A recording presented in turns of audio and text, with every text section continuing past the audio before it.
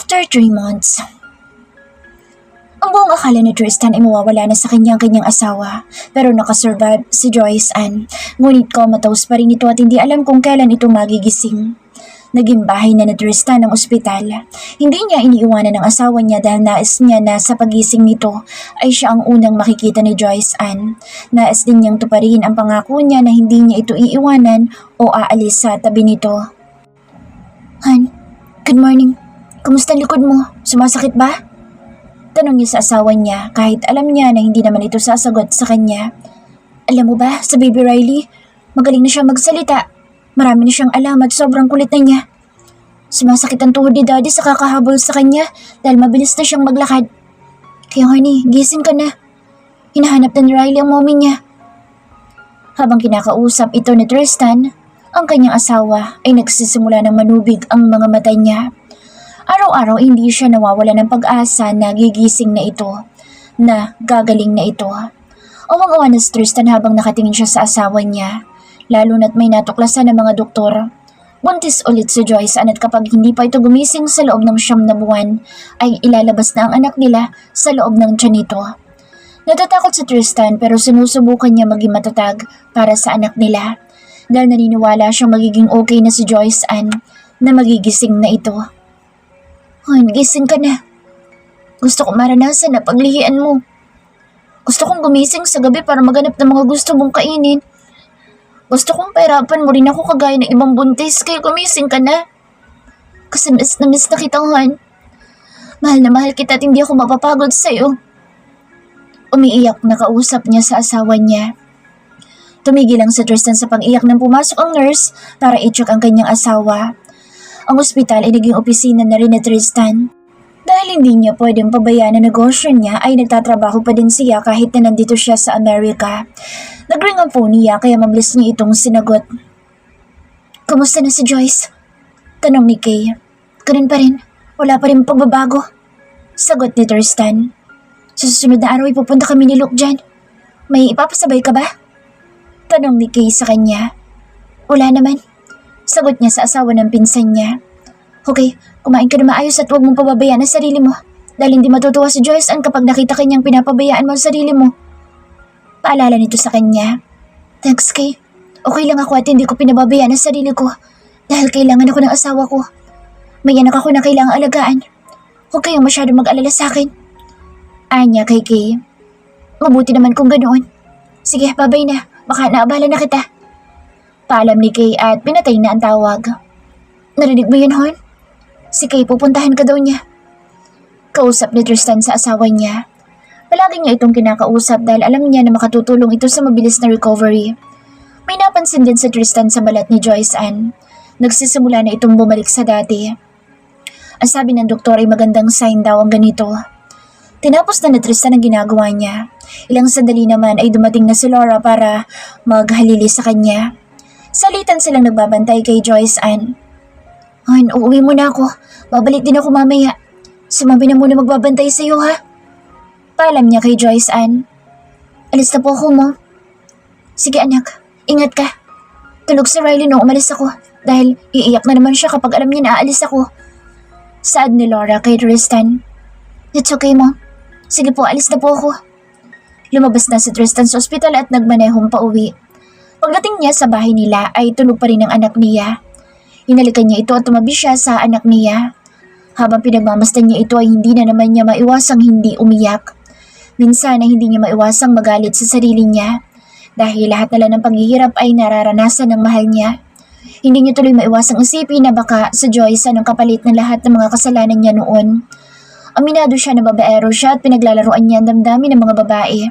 Kaya siguro ganito nangyayari sa kanya. Gigising ang mommy mo, anak. At alam ko na ikaw ang unang niyang hanapin. Kausap na Tristan sa natutulog niyang anak. Pumikit na siya dahil nakaramdam na siya ng antok. Yumakap din siya sa anak niya. Samantala, sa ospital ay nakaupo si Laura habang nakatingin sa anak niya. Para sa isang ina ay sobrang sakit na makita ang anak niya na nasa ganitong sitwasyon. Ngayon ay alam ko na nararamdaman mo noong nasa ganitong sitwasyon ako, anak. Siguro takot na takot ka noon. Kasi ako, takot na takot ako. Nahihirapan ako makita ka habang nakahiga dyan. gising ka na. Nak, kasi babawi pa kami ng daddy mo sa'yo. Kagaya ni Tristan ay kinakausap din ni Laura ang anak niya. Dumaan pa maraming araw pero ganoon pa rin ang kalagayan ni Joyce Ann. Unti-unti na rin lumalaki ang tiyan niya. Si Laura ang nagbabantay sa kanya sa loob ng 2 linggo dahil kinailangan ni Tristan na bumalik sa Pilipinas dahil nagkaroon ng problema sa Bartel. Okay lang ang asawa mo, anak. Huwag kang mag-alala masyado. Saad ni Laura kay Tristan. Salamat po, Mom. Bukas po ang flight kong pabalik dyan. Iiwanan ko po muna si Riley sa bahay nila, Mommy, dahil babalik din po ako ulit dito sa Pilipinas. Sige, anak. Habang nasa Pilipinas si Tristan ay naayos niya mga problema sa Bartel. Stress na siya dahil sa mga nanggugulo lagi sa bar niya. Sumasabay din talaga sa mga problema niya ang mga siraulo. Kaya humingi na siya ng tulong sa kaibigan niya at sa mga pinsan niya. Alam mo bro, mas okay kung magsara muna kayo na 1 linggo. Kasi kung magpapatuloy ito ay malulugi ka. Saad ni Luke. Iyon din ang naisip ko.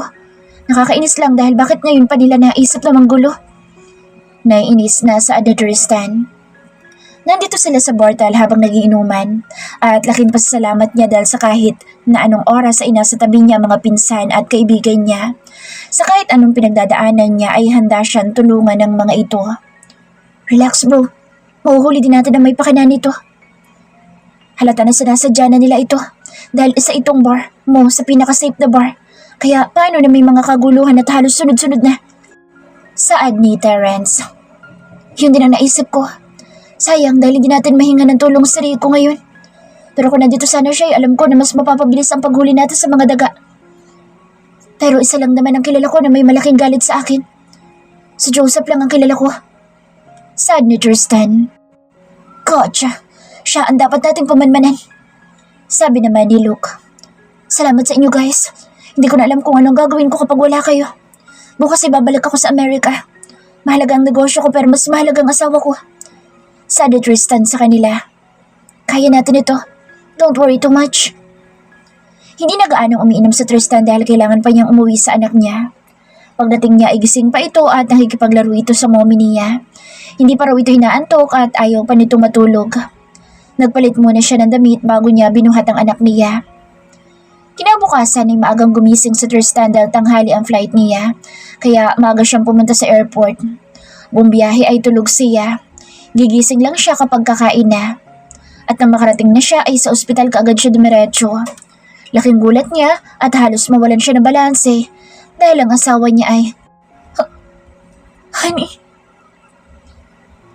Hindi inaasahan ni Tristan ang nakikita niya ngayon. Gising na si Joyce Ann at nakatingin ito sa kanya. Medyo nangihina mga tuhod niya habang naglalakad papalapit sa asawa niya. Wala rin paglagyan ng tuwa na nadarama niya. Parang sasabog ang puso niya sa saya. Hon! Tawag niya sa asawa niya pero nakatingin lang ito sa kanya. Thank God you're awake. Halos maiyak na bulalas na Tristan. Who are you? Bakit mo ko tinatawag na hon? Tanong ni Joyce Ann sa kanya at nakikita niya na nalilito ito. Hindi mo ba ako kilala? Tanong ni Tristan sa asawa niya. Hindi. Ngayon lang kita nakita. Nakakunot ang noo na sagot ni Joyce Ann. Ako ang... Anak, let's talk. Saad ni Laura kay Tristan dahil gusto niya ipaliwanag ang nangyayari. Okay mo. Sagot niya at sumunod siya sa bianan niya. Lumabas sila at iniwan nila si Joyce Ann sa loob. Anak, hindi ka niya naaalala. May temporary amnesia siya. Ako lang ang kilala niya. Kahit ang daddy sakto niya, hindi rin niya kilala. Si Arthur pa din ang kilala niyang ama. Paliwanag ng bianan niya sa kanya. Kakausapin ko ang doktor mo. Saad ni Tristan. Mas mabuti pa nga anak para alam mo ang kalagayan ng asawa mo. Pero sana'y maintindihan mo na hindi sinasadya ng asawa mo. Nakalimutan ka. Malungkot na sabi ni Laura. I understand, ma'am. So don't worry about me. Nakangiti na sabi ni Tristan kay Laura. Salamat anak. Bumalik na si Laura sa loob ng silid ni Joyce Ann at si Tristan naman ay pumunta sa doktor para kausapin ito. Nalaman niya na coma na pala na mawawala ang alaala ng mga taong kagagaling lang sa coma. At ito ang nararanasan ng asawa niya. Ang sabi pa ng doktor ay huwag daw bibiglain si Joyce Ann dahil unti-unti naman babalik ang mga alaala nito.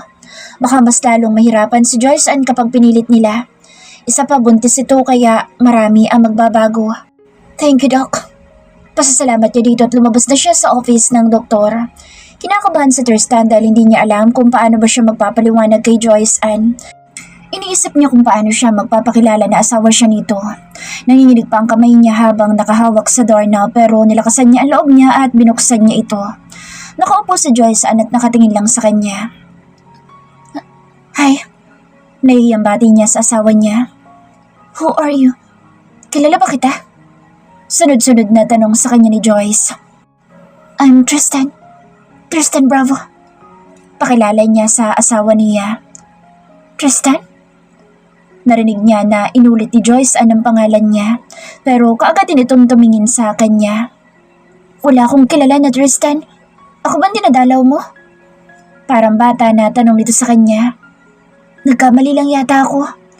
Joyce Ann din kasi ang name ng dinadalaw ko. Pagsasinungaling ni Tristan. Ganoon ba? Malungkot ang mukha na sambit niya. For you. Nakangiti na inabot ni Tristan ang bulaklak sa asawa niya. Bakit mo ako binibigyan ng flowers? Baka mag-alit si Joyce Ann. Sagot nito sa kanya. Hindi siya magagalit. Nakangiti na sagot niya sa asawa niya. Okay, thank you. Parang nahihiya na saad nito at inamoy pa ang bulaklak. How's your feeling? I'm good. Medyo inaantok lang ako. Sagot ni Joyce sa kanya. Gusto mo bang matulog? Tanong niya sa asawa niya. Gusto ko sana pero wala kasi si mommy. Sabi niya mamaya pa siya babalik. Baka kasi may masamang tao na pumasok dito sa room ko. Walang papasok dito. Matulog ka na dahil babantayan kita. Huwag na. Dahil baka busy ka. Nakakahiya naman po, Kuya Tristan. Shit. Napamura siya ng mahina dahil hindi niya inaasahan na tatawagin siya nitong kuya. Minumura mo ba ako, kuya? Inosenteng tanong nito sa kanya. No, I'm sorry. Hingi niya ng paumanhin. Okay. Nakanguso na saad ni Joyce Ann at tumiga na ito. Ilang sandali pa'y nakatulog na ito. Hindi naman napigilan ni Tristan na napangiti habang pinagmamasta ng asawa niya. Mukhang mahirapan siya pero chance na din niya ito. I love you, honey. At gagawin ko ang lahat, maalala mo lang ako ulit. Nakangiti na kausap niya sa asawa niyang natutulog. Joyce Ann's POV. Nang idilat ko ang mga mata ko ay malabo ang nakikita ko, kaya pumikit muna ako. Nagtataka ako kung bakit parang ang bigat ng pakiramdam ko kaya dumilit ulit ako at bumungad sa akin ng puting kisame. Hanggang sa may narinig akong ingay kaya tumingin ako sa gilid ko at nakita ko ang mommy ko na umiiyak. Gusto ko magsalita pero hindi ko magawa. Hanggang sa may dumating na doktora. May kung ano silang ginawa sa akin kaya ngayon ko palang na-realize na nasa hospital pala ako. Gusto ko mang tanungin si mommy ay biglang bumigat ang talukap ng mga mata ko. Hanggang sa hindi ko na alam ang nangyayari sa paligid ko. At nang magising ako ulit ay wala na ang maraming aparato na nakakabit sa akin at naigagalaw ko na rin ang kamay ko. Hanggang sa sinubukan kong tawagan si mommy at mabilis naman siyang lumapit sa akin. Mommy, ano pong ginagawa natin dito? Tanong ko sa kanya. Kagagaling mo lang sa operasyon, anak. Pero relax ka lang, okay? Nakangiti na sagot sa akin ni mommy. May sakit po ba ako? Bakit ang ikli po ng buhok ko? Kinalbo po ba ako, Mom? Nagtataka na tanong ko sa kanya. Anak, sasagutin ko ang mga tanong mo pero hindi pa ngayon, ha? Masaya ko na gumising ka na. Salamat sa Diyos dahil okay ka na. Sabi niya sa akin habang nakita ko ang pagpatak ng mga luha niya at niyakap niya ako. Wala akong halos maintindihan sa mga sinabi niya kaya hinayaan ko na lang muna. Pero nagulat ako dahil biglang bumukas ang pintuan at may pumasok na matangkad na lalaki. Gwapo siya pero hindi bagay sa kanya ang buhok niya dahil medyo mahaba at may balbas din siya. Kumunot ang noo ko dahil tinawag niya akong hon. Hindi ko naman siya kilala pero iniwan nila ako ni mommy dahil mag-uusap sila. Kaya naisip ko na baka kabit siya ni mommy at baka hindi talaga ako ang honey niya. Ibig ba sabihin ay niloloko ni mommy si Daddy Arthur? Pero mas okay na yun dahil masama si Daddy. Palagi niyang sinasaktan si mommy. Kaya kung may dumating man sa buhay ni mommy na mamahalin na taalagaan siya ay magiging masaya ako para sa kanya. Pero bakit sa lalaki kanina may kirot akong naramdaman sa puso ko? Bakit nasasaktan ako? Lalo na kapag iniisip ko na siya ang boyfriend ng mommy ko. Pagbalik ni Mommy ay naging tahimik siya. Wala din akong lakas ng loob para tanungin siya hanggang sa nagpaalam na siya sa akin. Ako naman ay iniiwan na nagtataka. Hanggang dumako ang tingin ko sa tiyan ko. Nanlaki ang mga mata ko dahil medyo malaki ang tiyan ko na para akong buntis. Kaya kinapa ko ito. Bigla naman ako natakot dahil paano akong nabuntis? Pero baka tumaba lang talaga ako. Pero bakit ang liit ng mga braso ko? Medyo sumakit ang ulo ko dahil sa mga naiisip ko. Hindi ko rin kasi alam ang sagot sa tanong ko. Napatingin ulit ako sa pinto dahil biglang pumasok si kuya. Alam ko na mas matanda siya sa akin kaya kuya ko na siya ngayon. May dala siyang bulaklak at ibinigay niya ito sa akin. Lihim naman ako natuwa at lihim na ngumiti dahil nalaman ko ang pangalan niya. Joyce Ann daw ang pangalan ng dinadalaw niya kaya naisip ko na kung buntis ako'y baka siya ang boyfriend ko. Pero paano kung hindi? Paano kung nagsisinungaling siya sa akin at siya talagang boyfriend ng mommy ko? Gusto lang nilang kunin ang loob ko para itago ang sekreto nila. Kaysa mag-isip ng kung ano-ano'y natulog na lang ako. At hinayaan ko na lang si Kuya Pogi. Inaantok na naman kasi ako eh. Nagising ako dahil may naramdaman akong dumampi sa labi ko. At nang idilat ko, mga mata ko'y bumungad sa akin na isang gwapong lalaki. Pero parang kilala ko siya. Pero parang hindi rin. Ikaw bang ama na ipinagbubuntis ko? Hindi ko mapigilan ang sarili ko at yun ang unang lumabas sa bibig ko. Third person POV. Ikaw ba ang ama na ipinagbubuntis ko? Tanong ni Joyce Ann sa lalaki na nasa harapan niya. Pero nagtataka siya dahil parang kilala niya ito. Bakit parang kapareho ng mga mata nito ang kay Tristan? Kaya tinitigan niya ito ng mabuti at doon niya nakumpirma na sa Tristan nga ito. Bagong gupit at ahit ito ng balbas niya. Tristan? Tanong niya sa lalaki. Yes, hon. May magandang ngiti na sagot ni Tristan kay Joyce Ann. Tigilan mo ako sa kakatawag mo ng hon? Naiinis na sabi niya sa lalaki. Bakit naman eh? Honey naman talaga kita. Sagot pa ni Tristan na may malawak pa rin ang ngiti sa labi niya. Hindi pa kita naaalala kaya hindi ko alam kung totoo sinasabi mo. Pero gwapo ka naman kaya pwede na siguro. Nakangiti na sabi ni Joyce Ann dahil bigla na lang nagbago ang mood niya. Okay, hon. Masaya naman si Tristan dahil kahit hindi siya naalala ng asawa niya ay hindi siya nito pinagtatabuyan. Kaya naisip niya na ligawan na lang ang asawa niya. Sinimulan niya sa pagpapapogi.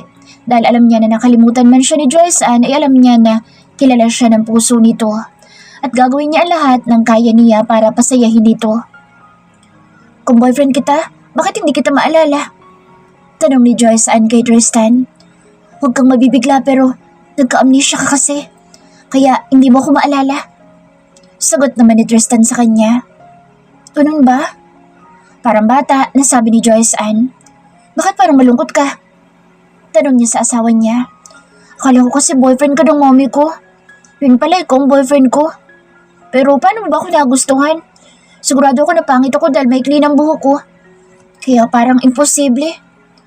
Malungkot na sagot ni Joyce Ann sa kanya. Gusto niyang matawa dahil sa sinabi nito na boyfriend siya ni Mommy Laura. Pero nalungkot din siya dahil naging malungkot ito. Para sa kanya ay walang nagbago kay Joyce Ann. Ito pa rin ang pinakamagandang babae na nakilala niya. Lumapit siya sa asawa niya at hinalikan niya ito bigla sa labi. Bigla namang namula ang buong mukha ni Joyce Ann. Nahihiya na kinikilig siya. Kaya gusto niyang pumalakpak dahil ang galing naman niyang pumili ng boyfriend. Pero kailangan pa din niya maging dalagang Pilipina at siguraduhin na kasintahan nga niya ito. Bakit ka ba nangahalik? Di pa nga ako sigurado kung boyfriend ba talaga kita.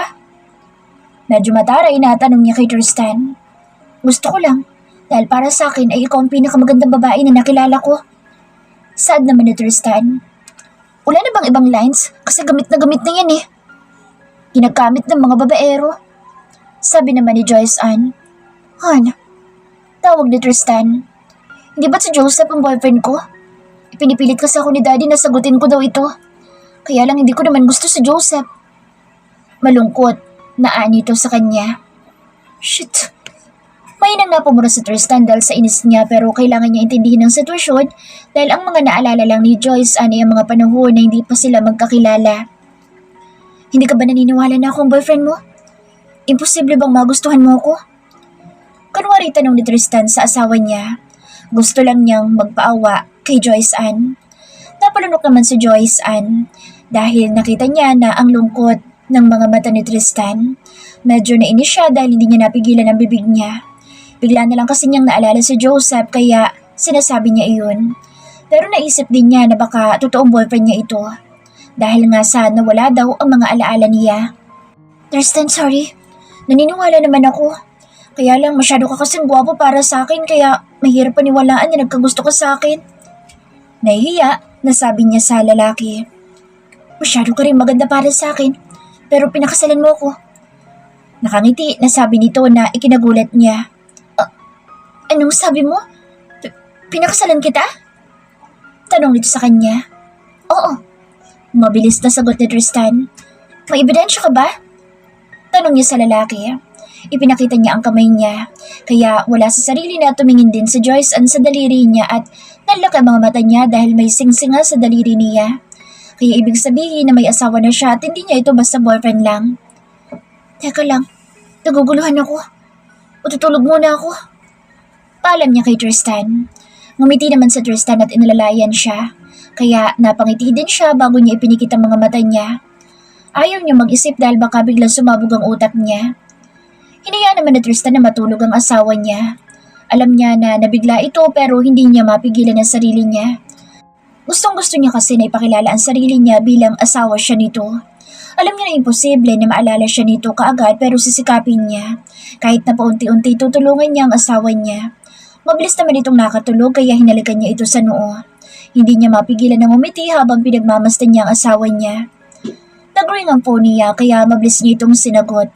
Tumawag ang kaibigan niya at sinabi nito ang mga impormasyon na nalaman nila tungkol sa mga nanggugulo sa bartel. Hinayaan na lang muna niya dahil kapag maayos ng kalagayan ng asawa niya ay uuwi na sila sa Pilipinas. At siya na mismo ang aayos sa mga nangyayaring gulo sa negosyo niya. Naglakad siyang pabalik sa hospital bed ni Joyce Ann. Hinimas niya ang tiyan nito. Napangiti siya dahil ini-imagine niya na maglilihi ang asawa niya. Alam niya na may hirap kapag naglilihi ang mga babae pero gusto niya talaga itong maranasan. I love you both. Pagpalakas kayo para makauwi na tayo sa bahay. Hinihintay na tayo ni Riley. Kausap niya kay Joyce Ann. Namimiss na rin ni Tristan ang anak niya at malaki ang pag-aasa na mabilis gumaling si Joyce Ann kapag nakita nito ang anak nila. Hinawakan ni Tristan ang kamay ng asawa niya hanggang sa nakatulog na siya. Nagising naman si Joyce Ann at napatingin siya sa kamay niya na hawak ng asawa niya. Iniisip pa lang niya na asawa niya ito'y talaga namang swerte siya ng bonggang-bongga. Lihim na nga siyang kinilig nang malaman niya na boyfriend niya ito, lalo pa ngayon na may singsing na talaga sa daliri niya. Pero bakit parang may namimiss siya? May gusto siyang makita, pero hindi niya alam kung sino at kung saan niya ito makikita. Bigla na lang pumatak ang mga luha niya nang hindi niya nalalaman ang dahilan. Hanggang sa napakagulo na siya sa sobrang sakit ng puso niya. Hindi na napigilan ni Joyce ang sarili niya hanggang sa biglang nagising si Tristan. May naririnig kasi siyang umiiyak. Hon, what happened? May masakit ba sa'yo? Nag-aalala na tanong ni Tristan. Bakit may namimiss ako? Hindi ko alam pero parang may nakalimutan ako. Umiiyak na sagot ni Joyce Ann. Kagad na kinuha ni Tristan ang phone niya at pinakita niya ang family picture nila. Nang makita ni Joyce Ann ang batang nasa picture ay doon siya humaguluhol ng sobra. Napatunayan nga niya na tama ang sinasabi ni Tristan. Gusto niya maalala kung sino ang bata pero wala talaga siyang maalala. Anak ba natin siya? Yes, honey. His name is Riley. Nakangiti na sagot ni Tristan pero parang iiyak na rin ito. Umuwi na tayo. Gusto ko na siyang makita. Gusto ko na siyang makasama. Wala man lang ako maalala pero nararamdaman ko na anak ko siya. Hindi pa tayo pwedeng umuwi dahil under observation ka pa. At nasa Pilipinas siya. Paliwanag ni Tristan sa asawa niya. Nasaan ba tayo? Wala ba tayo sa Pilipinas? Nagtataka na tanong ni Joyce Ann. Nasa Amerika tayo. Sagot ni Tristan na ikinatulala ng asawa niya. Dahil sa mga nalaman niya, pinipilit ni Joyce Ann na alalahanin ang lahat pero sumakit lang ang ulo niya. Gustong-gusto niya maalala ang nakaraan at ang mga nangyari sa kanya. Bakit wala akong maalala? Bakit? Riley? Umiiyak na ani Joyce Ann. Nasasaktan at nahihirapan si Tristan na makita na pinipilit ng asawa niya na maalala ang lahat. Mahal na mahal niya ito at kaya naman niya maghintay. Pero sadyang malakas talaga ang damdamin ng isang ina dahil kahit na hindi niya naalala si Riley ay ramdam niya ito. Anong sabi ng doktor? Pwede na ba tayong umuwi? Tanong ni Joyce Ann sa kanya. Next week, pwede na tayong umuwi. Clear naman na lahat ng lab test mo. Sagot naman niya sa asawa niya. Bakit ang tagal? Naiinip na tanong nito. Han, ilang araw na lang naman. Kailangan mo kasi maging malakas para kapag nakita mo si Riley, ay may energy ka na, nahabulin siya. Sobrang kulit na niya at mabilis nang tumakbo. Sad niya sa asawa niya. Mas lalo tuloy ako naiinip na sa mga sinasabi mo. Mas gusto ko nang umuwi at yakapin siya. Tristan, paano kung hindi kita maalala? Tanong bigla sa kanya ni Joyce Ann.